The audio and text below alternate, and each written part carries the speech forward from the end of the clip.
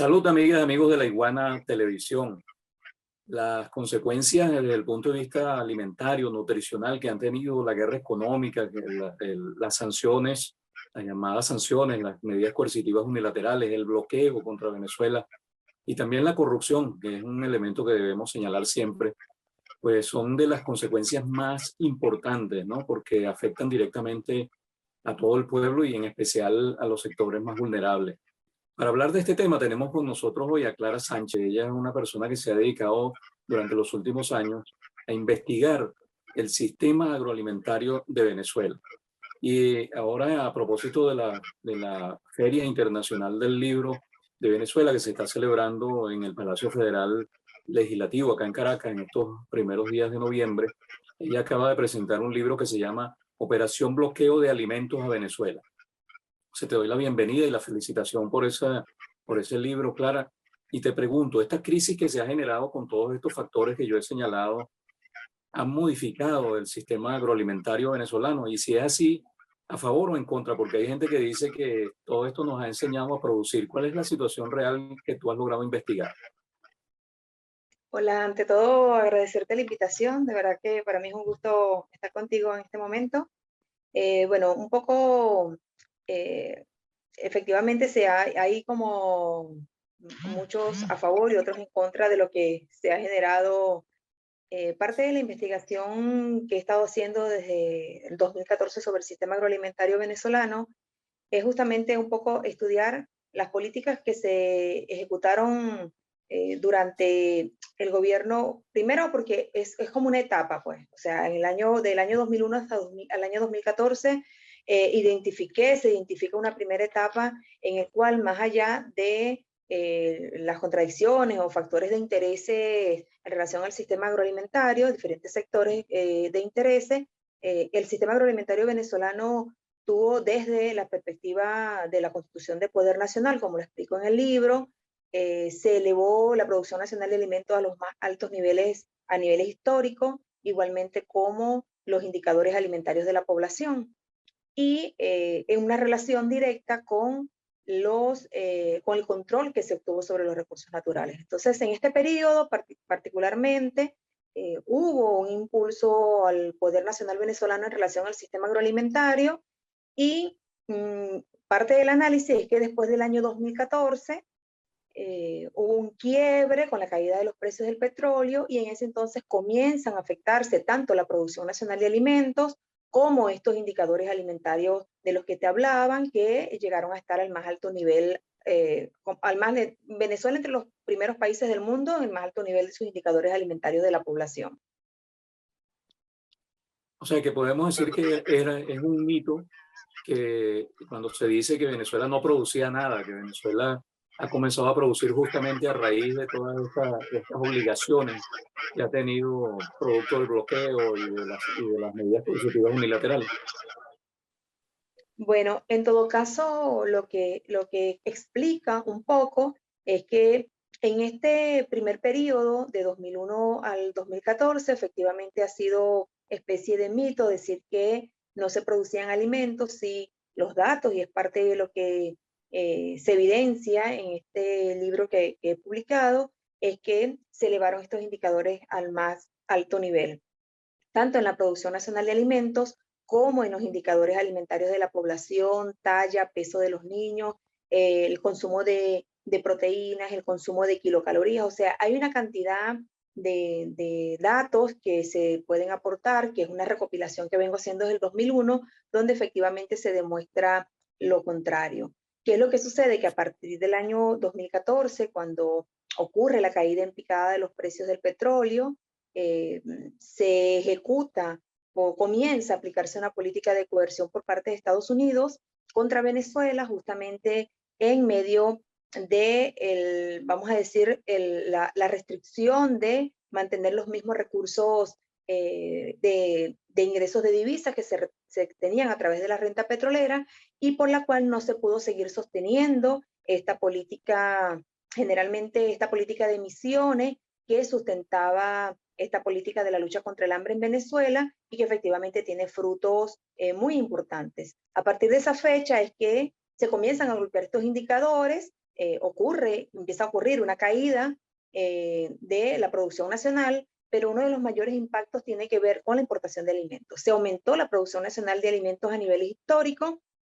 Sin embargo, también aumentó el consumo de alimentos en la población venezolana y efectivamente se recurrió a la importación de alimentos. Pero bueno, si evaluamos a través de la FAO no dice si garantizar la seguridad alimentaria de la población tiene que ser solamente con producción nacional o importación, porque justamente la importación es para complementar ese consumo nacional al cual se había elevado el consumo nacional de alimentos en Venezuela en ese periodo.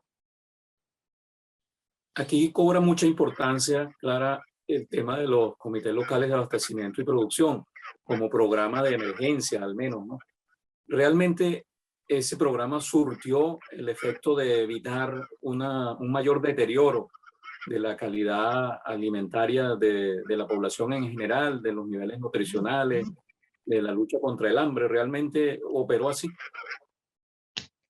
Bueno, en líneas generales,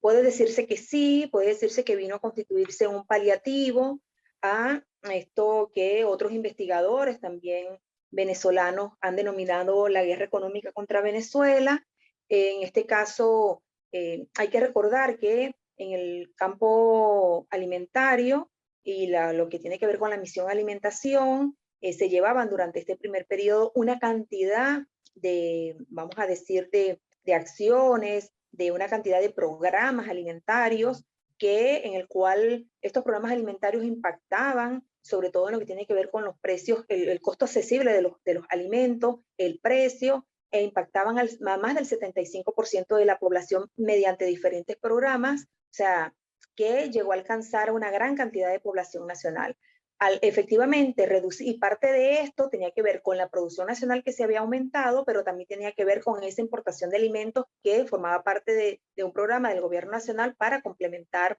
ese consumo nacional de alimentos. En este caso, a partir de la reducción de estos recursos, de estos ingresos a través de la renta petrolera que se recibían para mantener estos programas, efectivamente fueron impactados. Y una de las formas para mantener los programas al mismo nivel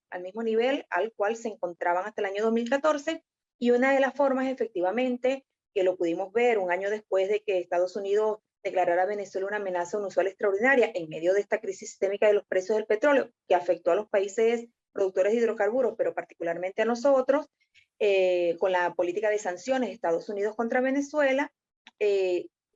Estos comités locales de abastecimiento y producción como programas de alimentos subsidiados viene a ocupar como ese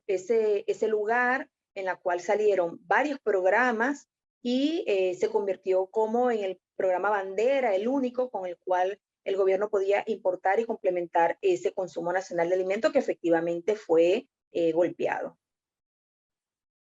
Ahora fíjate, Sara, Clara, el bloqueo de alimentos es planteado a nivel de opinión pública internacional como un asunto diplomático, como un asunto de política, pero en realidad yo diría que es equivalente a una acción de guerra, es como declararle la guerra a un país o actuar incluso sin declararle la guerra, porque cuando evitas el ingreso de los alimentos a un país que depende en buena medida de esas importaciones, pues está sometiendo a toda la población a una situación de hambre. Estos delitos pueden ser considerados de lesa humanidad. Sí, es un delito de lesa humanidad. Una de las cosas es que no es nuevo la utilización de los alimentos en Venezuela para atacar a un gobierno. Los alimentos históricamente han sido utilizados para, vamos a decirlo en cierta forma, en tiempos de guerra, para exterminar poblaciones, lo hemos visto históricamente, para exterminar poblaciones, para hacer colapsar gobiernos. O sea, los alimentos en líneas generales, y parte de lo que comento en el libro, siempre son utilizados como munición de guerra para intentar acabar con las poblaciones. En este caso particular con Venezuela, se utilizó un mecanismo a través de una cantidad de acciones que no solamente son económicas, financieras o comerciales, que son estas medidas coercitivas que se han hecho para imponer este bloqueo, que generalmente se comentan, sino que han venido acompañadas de una cantidad de acciones políticas, acciones diplomáticas que tienen que ver también con este bloqueo a los alimentos, también tienen que ver con el campo militar, pero acompañadas de una propaganda mediática sin precedentes, justamente para limpiar este bloqueo de los alimentos como que fuera un pecado suministrar o que Venezuela intentara comprar alimentos para la población. Entonces, en este caso sí, los alimentos fueron utilizados para imponer en Venezuela. Una de las formas para imponer en Venezuela este cambio de régimen por parte de los Estados Unidos, y una forma de hacerlo es justamente infligir castigo a la población venezolana, y una forma de infligir ese castigo fue justamente desmejorando los niveles de alimentación que la producción de la población venezolana con la que contaba justamente hasta el año 2014 a niveles históricos, como repito. Y aquí tenemos que hablar obligatoriamente del caso de Alex Saab, que es un empresario que procuró, digamos, perforar ese muro que Estados Unidos tendió junto con sus aliados alrededor de Venezuela para evitar el ingreso de alimentos, de medicinas y de otros insumos básicos. ¿Cómo lo ves tú, este caso? Mira, el caso de los alimentos en Venezuela y el bloqueo que se hizo en relación al sistema agroalimentario venezolano no tuvo que ver exactamente, que es una de las cosas también que es importante decir, no tuvo que ver exactamente con la importación de alimentos. No es exclusivo a la importación de alimentos por parte del gobierno nacional. Tiene que ver con que en Venezuela se requería, como sucede también en otros países del mundo, con semillas certificadas para la producción nacional, con fertilizantes. Por ejemplo, nosotros no somos productores de fertilizantes potásicos porque no tenemos reservas en nuestro país de fertilizantes potásicos, u otros insumos como plaguicidas o insecticidas que se importan a nivel nacional. En este caso, que se importan desde el exterior. En este caso, no solamente tiene que ver con limitar la importación de alimentos como un suministro de bien esencial para el país, sino que tiene que ver con todos los componentes para la importación de otros suministros esenciales o bienes esenciales para la producción nacional de alimentos. En el caso particular de la importación, parte de esta investigación, desde esta perspectiva que lo estoy diciendo como que es lo que se evidencia en el libro, es que hubo una operación completa para bloquear los alimentos en Venezuela, y efectivamente, desde mi investigación, el caso de Alex Saab forma parte de esa persecución para bloquear los alimentos a Venezuela, para bloquear esa forma. Una de las cosas que yo lo planteo en el libro y que se ha evidenciado es que Estados Unidos inició una persecución principal, primero a través de una cantidad de operadores mediáticos, políticos, en este caso la Asamblea Nacional, el Grupo de Lima, algunos gobiernos de países como Colombia, en este caso, o México cuando terminaba su gobierno Peña Nieto, para atacar este programa alimentario. Y cuando uno habla de este programa alimentario, que vino a suplir, como dijimos, el resto de los programas que no pudieron seguir manteniéndose como hasta el año 2014, aparece siempre asociado a la figura de este empresario y que el gobierno venezolano ha declarado. O sea, hay documentos que han sido públicos en el cual se consideró desde el año 2018 enviado especial de la República Bolivariana de Venezuela para el suministro de estos bienes esenciales. Y una de las cosas es que desde el año 2019 Estados Unidos comenzó ya no era a través de estos operadores mediáticos políticos que te comentaba anteriormente, sino que el ataque contra este programa alimentario lo comenzó a hacer directamente Estados Unidos a la cabeza, ya se convierte en el actor estratégico contra los CLAC, y una de las primeras figuras asociadas es justamente la de Alex Saab. Cuando tú revisas todos los documentos de la Casa Blanca o de voceros, siempre relacionan a Alex Saab con el suministro de estos alimentos. Ya para concluir, Clara, yo quisiera que habláramos un poquito de la actualidad en el campo alimentario, en el campo nutricional de Venezuela. Se aprecia, incluso a simple vista, una cierta reactivación de la economía y del consumo. Sin embargo, esto está fuertemente asociado a la dolarización de la economía, y mucha gente ha quedado por fuera de las posibilidades de adquisición de alimentos, mientras hay tiendas abarrotadas de clientes llevándose productos muy caros. Hay mucha gente que no tiene los recursos necesarios para adquirir esos alimentos. ¿Cuál es, a tu juicio, la situación actual en materia de consumo de alimentos, en materia de hambre, en materia de nutrición de la población? Sí, bueno, para hablarte de eso voy a tomar los datos efectivamente que aporta la FAO, que lo hizo hasta el año 2021, en su reciente informe en el cual ellos apuntan que alrededor de 7 millones de personas son las que se encuentran en inseguridad con insuficiencia alimentaria en la población. Esta es la gente que en Venezuela que se encuentra afectada por hambre. En este caso, una de las cosas que tiene que plantearse el gobierno nacional y Venezuela como Estado, y una de las cosas que también dejó claro en el libro como parte de estas reflexiones, estos planteamientos finales, es que la población es el factor más importante a proteger en una nación.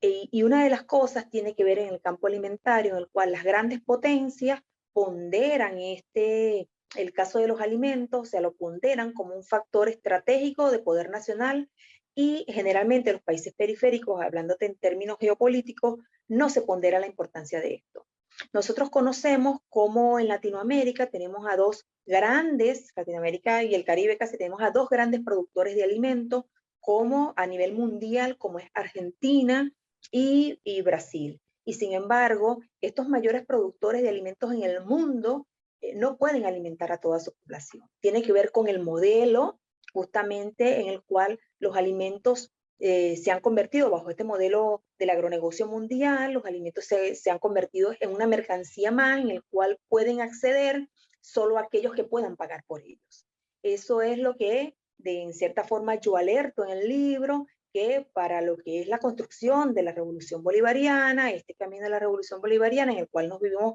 severamente afectados por este bloqueo económico, financiero, comercial, pero como te he dicho, con otra cantidad de políticas, no puede copiarse, o sea, no puede asociarse a que el aumento de la producción de alimentos, primeramente tienen que aplicarse políticas muy necesarias en el cual estos alimentos de producción nacional, sobre todo, igual con la importación, deben dirigirse primeramente para la producción nacional de alimentos, para el consumo nacional. Esa producción nacional debe estar dirigida a proteger a esa población nacional, que es lo que yo te digo, es el factor más importante a proteger de una nación. Sin población no hay nación. Entonces, por eso es que es uno de los primeros principales factores y que el gobierno nacional tiene que tomar en cuenta. Bueno, le doy las gracias entonces a Clara Sánchez, investigadora del Sistema Agroalimentario de Venezuela y autora de este libro Operación Bloqueo de Alimentos a Venezuela, que fue bautizado en la Filben, aquí en Caracas, en el Palacio Federal Legislativo, y que bueno, imagino que estará pronto a la disposición por allí en las librerías del sur y en otras librerías venezolanas. Ella ha estado con nosotros, nos ha estado ilustrando acerca de este tema tan crucial como es el de la alimentación y de su relación con los asuntos geopolíticos mundiales. Le doy las gracias también a Emilio Laperuta por la asistencia en la producción y en la parte técnica. Y a ustedes, amigas y amigos de La Iguana Televisión, les recuerdo que pueden suscribirse a nuestro canal YouTube, que ya está llegando a los 170.000 suscriptores. Y si le dan a la campanita van a tener los avisos de estas entrevistas y de todos los demás programas de La Iguana Televisión, incluyendo entre ellos a Desde Donde Sea, el programa de nuestro director Miguel Ángel Pérez Piedra, que se transmite martes, miércoles y jueves a las 7 de la noche hora venezolana. Será entonces hasta la próxima vez.